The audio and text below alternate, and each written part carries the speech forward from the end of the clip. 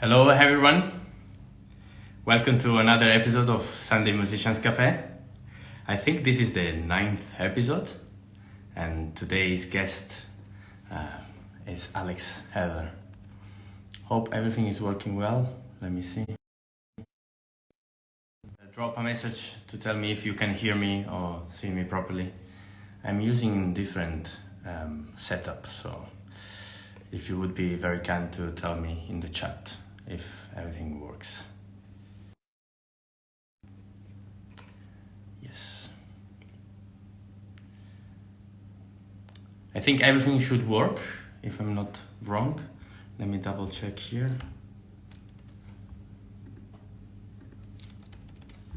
If you would be very kind to tell me in the chat. Yes, okay, it's working. Fantastic, how are you? All good? It's so nice to continue these episodes of Sunday Musicians Café. I'm really enjoying doing this, and it's becoming such a good platform where exchanging opinions and very nice point of views from different musicians, friends of mine. Today the guest is an incredible musician and such a good friend and very nice guy.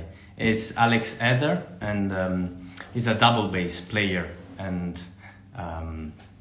yeah, he's wonderful. I think he should be ready to join the chat. Hopefully, I'm gonna text to him. How are you guys? All good? Thought on Calvin Harris. I don't know what you mean. Yeah, whatever you prefer. Okay, I think Alex should be around now, and yeah, I should invite him to join the chat. So we are gonna have our 9th episode, actually. Yes, Alex Heather. Let's see. I'm inviting him.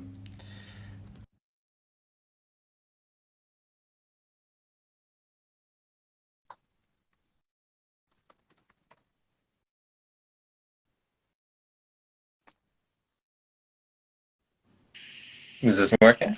Hey, how are you? All good? Hello. I'm good, thank you. Good to see you. It is working. It is working. Ah, very good, very good. Where are you about now? In London or somewhere in the world? No, I'm currently in London. Nice, nice, very good, very How about good. yourself? You travel? I'm in London as well. Yes. Okay, Yes, I'm in cool. London. You're the one traveling the most. I'm not. Okay, so you're a tea guy or coffee guy? I'm a coffee guy. Ah, I've nice got my to coffee. see. Nice to see. As Very good, very good. you evolve, you turn into a bassist. No way. That's super cool. Yeah, it's a That's super cool cool. bug, isn't it? I should have one with the violin, actually. Nah, I That's need one with the bass better. Where did you find it? Where did you find it? I honestly have no idea. It's a birthday present from my grandma. She just found it somewhere and just gave it to me.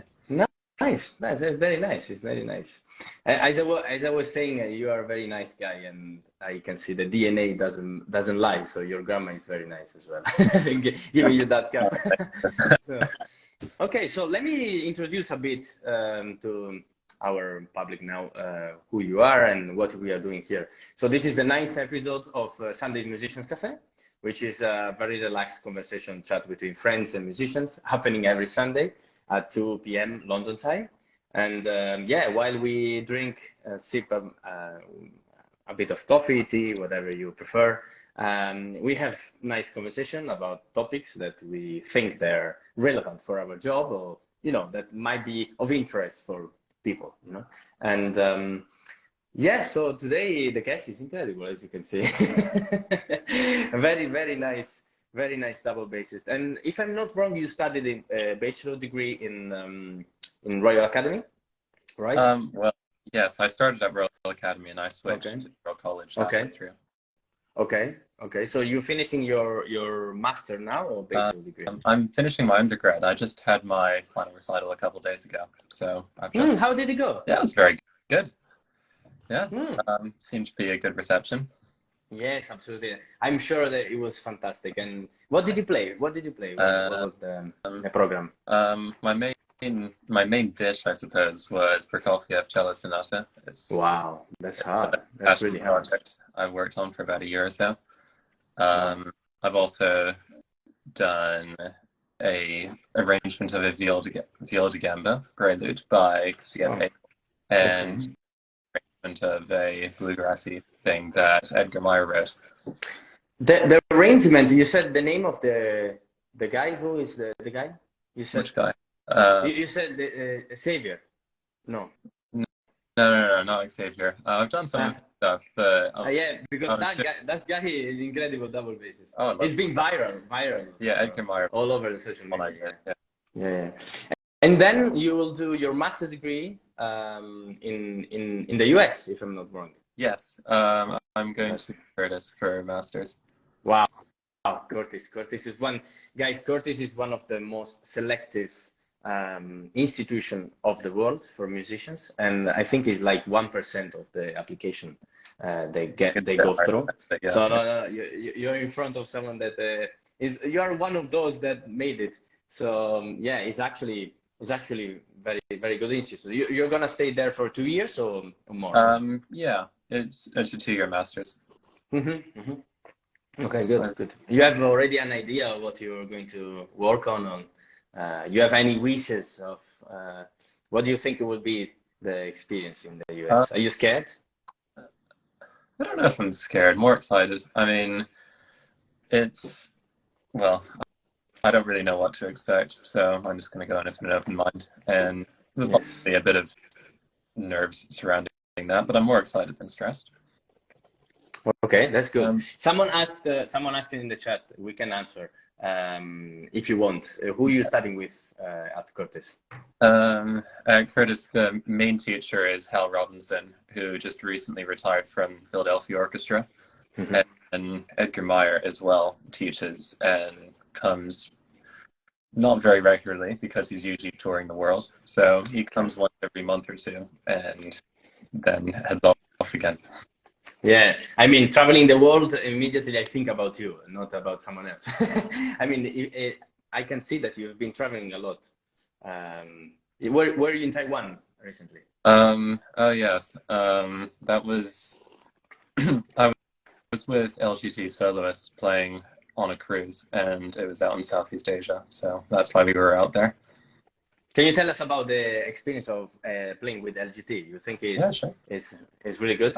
What do you think about it? Yeah, the standard is ridiculously high, and we play everything extremely energetically and fast.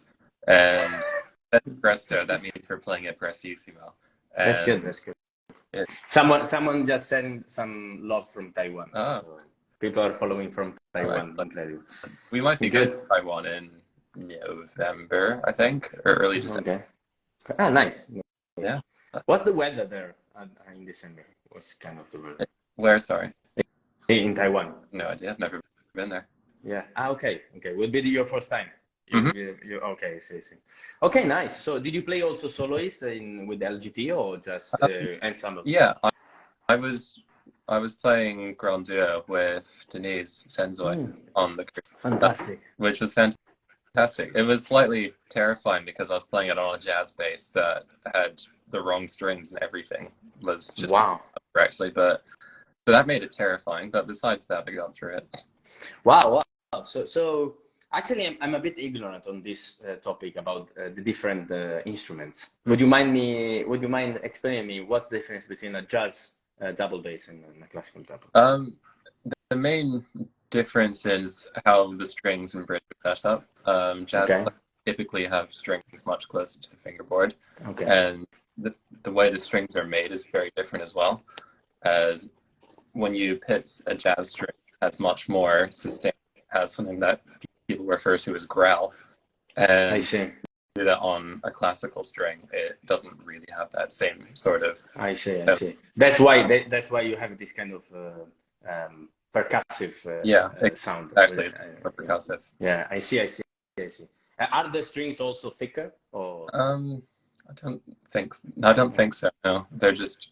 I think the metal's actually wound differently, but I might be wrong on that. So I see. No, I mean maybe it might be too technical question. But also another thing I was interested about was the 5 string rather than the 4 string Mm. double bass. What do you prefer?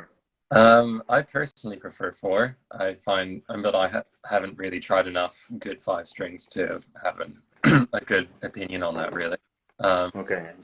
It's just one alternative to playing lower notes, really. You can either do Yeah, or throw a C extension on, which basically lengthens your string to make it able to play lower pitches. I see. I see. Okay, so it's not really. I mean, do you actually play on that string? The Yeah. You, okay. Okay. It's not just open string. no. Okay. You play. Okay. Okay. Nice. Interesting. Okay. That's very cool. Okay. Very nice. About the actually traveling, I wanted to ask you, how do you manage traveling with such a big instrument? Because for us, it's much easier. You know, it's like a luggage, it's a cabin bag. You know, and how much effort do you have to make with a double bass? Well, there's a lot of prayer required. You never know.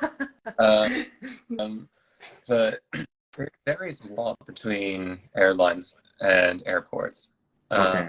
Well, first of all, you almost always have to put it in a hold in a huge flight case, which is they're usually about 2 meters high and about 35 to 45 kilograms or so. So, and Wow. when it's that tall, they're quite awkward to handle. So baggage handlers sometimes don't really know how to carry them properly, and they'll just throw them off of planes, which is how they get broken. And, I see. I see. Yeah. Yeah. but That's one very big risk. A very big risk yeah, for double bass. Yeah. yeah, and No, I mean, I'm going a bit off topic, but I'm thinking, actually to be a double bass, you actually need to be fit. I mean, somehow you really need to be fit. I oh, mean, it definitely honestly, helps. It's a very physical instrument. yeah, it's So very physical. It's very physical. Yeah, that's why. That's why. Someone sent also hearts from Japan, if you want to know. And yeah, this audience is incredible. I mean, I guess it's the most of it is yours, but yeah, it's so diverse. So also, do you have any, if you mind asking, I mean, do you have any suggestion on airport security with your instrument? How would you approach?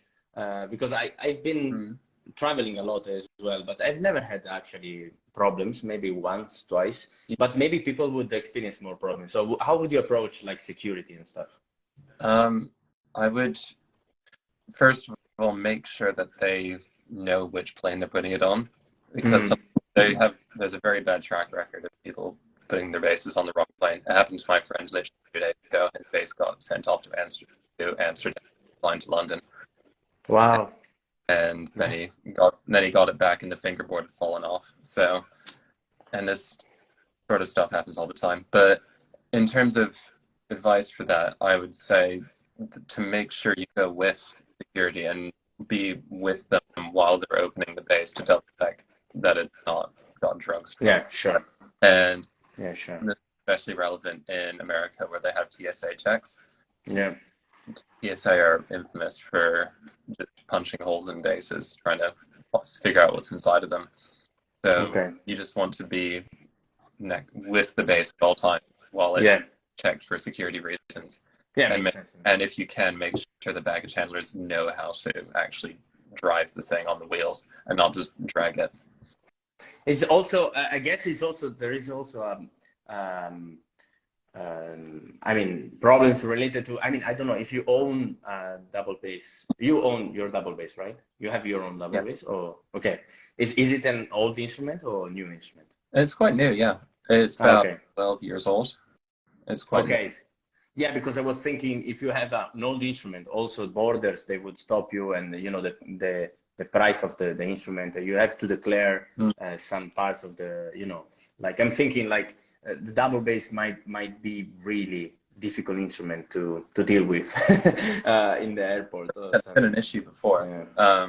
Or at least I was traveling with someone just the other day who has an instrument that's at least 150 or 200 years old, and that didn't raise concerns. So I don't Hmm. do that. Okay. I mean, I knew there were problems with, for example, now with Brexit between Europe and England. If you have an instrument which has parts which contains like ivory or Yeah. amber or this kind of prestigious, I mean like precious materials. Yeah. You have to declare it. You have to declare it. In America, if they saw ivory on your bow, they'd snap it in half on the spot. So my bow used to have mammoth ivory, so I had that for safety reasons. Yeah, exactly. Nice. Thank you so much for this overview of traveling with the double bass. I would like you to ask you about your practice routine and how do you cope with consistency? If you have any suggestions on how you practice and if you have like actual practice routine or you go by ear every day. No, I try my best to stick to a practice routine. I have to be honest, since I always abide by it. I just got my bass and start playing repertoire, which is, I know, very bad habits, but occasionally. But usually I would start off with just playing open string really for about 5 to 10 minutes. Okay. Just waking up all of the muscles and getting them in the right sort of setting, I suppose you could say. Then doing slow scales for another 10 minutes after that. Okay. Sometimes it sounds a little bit strange, but sometimes I'll just play a bit of unaccompanied Bach as a way of warming up. No, it's not strange at all. I do the same. Okay. Actually, Bach is my warming up always. I warm up with Bach. Yeah. Okay. I mean, obviously technique, but sometimes some days I don't even start with technique. I start directly with some pieces of Bach. Just play. I mean, I wouldn't play from the beginning to the end, but maybe just to warm up. Bach is one of the best because I warm up the mind as well. I wake up. Yeah. It warms up everything. It's great for that. Yeah, it's true. And then how much do you practice actually per day? I rarely do more than 3 or 4 hours a day. As a base, definitely, it's not physically wise to practice more than that because it's so demanding. Sure, other people would disagree with that, but for me, like the best solution. No, absolutely. I mean, the double bass, as we said, is a very physical instrument, so you have to be careful with your body. And I mean, injuries. We talked about injuries in previous episodes with many good musicians, such as Zoe Barnett and Julia Blachuta. We talked about injuries, and they are very much real, and we need to be very careful. Do you practice standing up, or you have like a tall chair? Standing up. Yeah, Natasha is saying hi to both of us. It's interesting to mention injuries. I used to have scoliosis when I was a teenager from how I play the bass because I twisted myself around it, and that resulted. I see. Been a year thing that it's much better now. It's like 90% fixed now. But do you go to physiotherapy and stuff? No, not anymore. I did quite a bit of Alexander technique, which helped a lot. Yeah. With the amazing Peter. Yes, of course. How is his surname? I don't remember. The surname of Peter. Bacco. Bacco. That's it. Yeah. Peter is amazing. He's actually such a nice lad. Such a nice person. He's really good. I did a bit of Alexander technique, and I found it very helpful as well. It's very helpful. I'm glad that colleges has this. I mean, they are attentive to this aspect of the musicians as well, and not many institutions they are like supporting Alexander technique or any other like departments for the physical health, right? So that's really good. So as you're traveling a lot and you're going to the US now, you're originally from London or some other places in England? I was born in New York. I lived there until I was 13, and I moved to the UK about 9 years ago. Ah, wow. Okay, so you're actually American. You don't sound American. They think I sound there, and I come here and they're like, "Oh, you're American." But I mean, I'm not the most reliable person probably on accents, but I didn't notice, honestly. I didn't notice that you had an American accent. But well, I mean, how do you think is perceived classical music differently from United States to England? Well, I can speak much more for the ring side of things.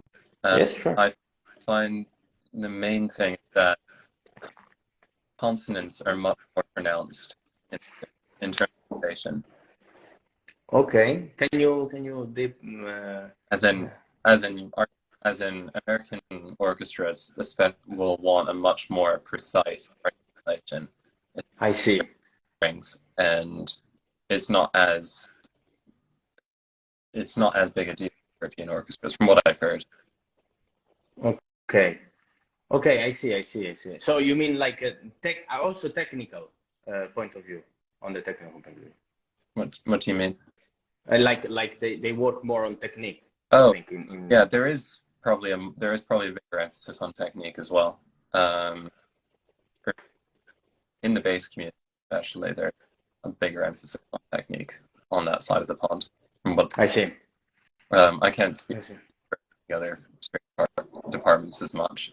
But okay, no, of course, of course. But do you feel any difference between on the for the audience? I mean, you also did you experience like a warmer kind of audience in England on classical music or in the US? You think they are more attracted to classical music because the tradition is more kind of European in a way, but actually is growing very much in the US. I found it to be very enthusiastic on both sides.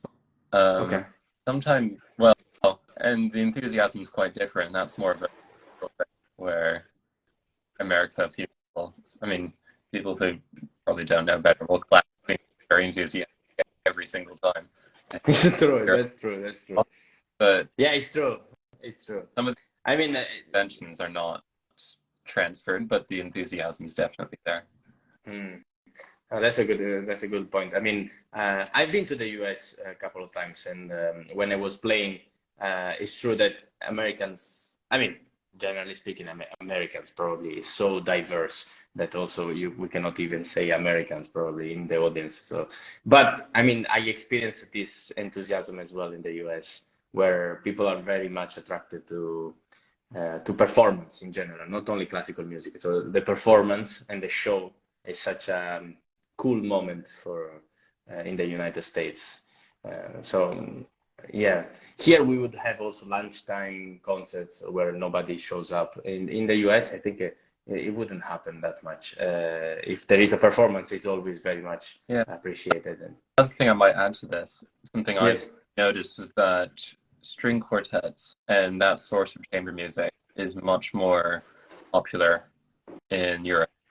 It doesn't be as big as in terms of popularity. I mean, string quartets based in America, obviously, but it seems to be much more popular in places like Wigmore, and there isn't really an equivalent of that in the US, from what I've seen.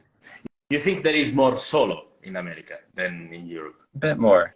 A bit more concertos and orchestral stuff. There's also not as big a choral tradition as there is, especially in England.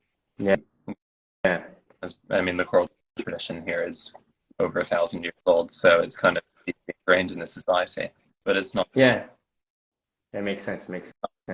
No, you're right. You're right. Actually, do you see yourself more as a soloist, or at the moment you think you will be more a soloist? I think you have the charisma, the charm to be a soloist. I think you do. I do see myself as a soloist, but I don't think I'm going to be like a career soloist. I think that's a practical avenue to go. And if I were to make it work, I think it'd be too stressful, and it wouldn't be a thing. Yeah, no, it's true. But do you see yourself in a major orchestra as well? I guess so. In the US or in Europe? Open to anywhere really that I'm allowed to work. Have you ever done any auditions so far for orchestras? I haven't yet. No. I'm doing a little bit of work with BBC Symphony, but that's from the at college. Yeah. Other than that, I haven't done anything yet. Mainly because I've worked so much on solos that I haven't had the time to get the lecture yet, which is something I'll probably be doing a lot. Yeah, yeah. I mean, how old are you now, actually, Alex? How old are you now? Oh, how old am I? Yeah. I'm 22. 22? Yeah. Okay. So you have so much time of looking for auditions. I mean, yeah, don't worry, don't worry. And something that I wanted to ask you, because you're clearly very good on social media and consistency on published content. How do you approach social media, and when did you understand that, if there is a moment in which you understood that social media could be like a very helpful bridge for your career? Well, I kind of started the account on a bit of a whim. It was more of a self accountable, and because at that moment my practice routine in place, I was just like, post every day. I will force myself to practice. If I miss a day, I'll feel like an idiot. So I just did that for a few weeks, really, and that kind of helped fix the habit chain that I would at the time. And after that, I started kind of 2 or 3 times still practicing every day, and I ended up just finding I just enjoyed doing it, really. So and I also, after I made like that, especially Instagram in this day and age, is a musician's business card. So I think it's constantly. Yeah, absolutely right. Did you experience a sudden growth of followers, or it was more kind of a path? It's kind of been a slow path. Yeah, it's okay. So you never saw, like, you never had like a peak when you went viral, and that's it? I think that only happened, I think, like once, where suddenly I got about 2,000 of one night. But besides that, I don't think it's ever really been like that. But I don't. No, obviously, it's also part of your job now, I guess, keeping updated with social media, and trying to make the most of it. Obviously, you have the most of the followers you have are on Instagram, or you have more in TikTok and Facebook? I don't have TikTok. I just have. Yeah. Man, you would be incredibly good on TikTok, I tell you. All right. No, I tell you. I mean, you have to make your TikTok. I mean, you're free, obviously, to do whatever you want. But I do think TikTok is actually a good platform for your kind of videos that you make. Okay. And I think recently TikTok has been pushing very much selfie videos and homemade videos, kind of not like polished in any way, with double cameras or microphones and stuff, just phone and selfie video. And it's been pushing a lot the algorithm of TikTok at the moment. And I mean, you can see Ashby, Ashby Maes. You know Ashby? Of course, yeah. Yes. So Ashby, the bassoonist, he started TikTok in like 2 weeks ago. He was one of the guests of the Sunday Musicians Café, and himself as well. And on that day, I think the day before of the episode we had, he hit like, I don't know, 2 million on TikTok on the fourth video. So he started like a week before, and because he knows how to do the same videos that the algorithm is pushing, and he's quite good at making also social media content. He's absolutely a legend. Yeah, he's a legend. I still have to learn how to put the music on the videos. I want to learn how to put the music, and he told me he would teach me. Let's see. Well, so you think now social media, have you ever thought of giving your social media to a management team, or you're still doing yourself? I don't think it needs management where it is right now. It's just kind of my own little show that I run. Yes. I don't think it's big enough really to have other people managing it. I may be wrong, but It doesn't matter I mean, it depends what you want to do. Or I think this is my opinion, but on social media, especially Instagram and this kind of social media, it doesn't matter the number of followers you have. If you want to post certain kind of content, it depends on the content you want to post. Because if you want to post just a video per day practicing, you are absolutely right. You don't need any management team. But if you want to put like edited videos, you know, and doing different projects, or you know, that are related to social medias, sometimes it helps to have someone else that is looking.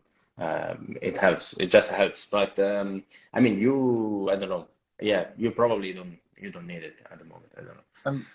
You're not stressed with social media as well. It's also, I mean, having a management team is part of trying to avoid too much time on the social media, to spend too much time on the social media. So just delegating the thing. But yeah, you have a well-structured way of dealing with social media, I guess. Yeah, I suppose so. That's good. That's good. But, okay. Definitely thinking about that. I might go down that avenue eventually. For where I am right now, I'm gonna continue doing what I'm doing, and if it feels like it's time to make a change to that, then I might look at that. Yeah. No, I wish you the best with the social media, and I think you have the very much the potential to grow either in TikTok or even more on Instagram. Would you like to give us? I always ask this at the end of the chat, which I hope our audience enjoyed. I always ask if you have any suggestion or key tips for the future generations of musicians. That's a broad question, please. I would say that one of the main things, especially in this, is to make an online presence. And I think it's in order to get yourself out there. And if you're an amazing pianist, for example, and all you spend time drilling away in the practice room that no one knows about, and you're not going to have a career just from doing that. And part of it is that you need to market yourself in this day and age, and social media is by far the best tool to do that. So I cannot recommend it enough. Thank you so much. That was perfect, and I think it's very much true, and I do believe the same. Thank you so much for being such a good guest and inspiring person. I wish you the best for Curtis, and we should hang out in London for a beer or a pint or something, right? Yeah. Thank you for having me on. Lovely. Congratulations for your final recital as well. And yeah, see you soon. All right. Thank you so much. Thank you. Bye. See you, Alex. See you.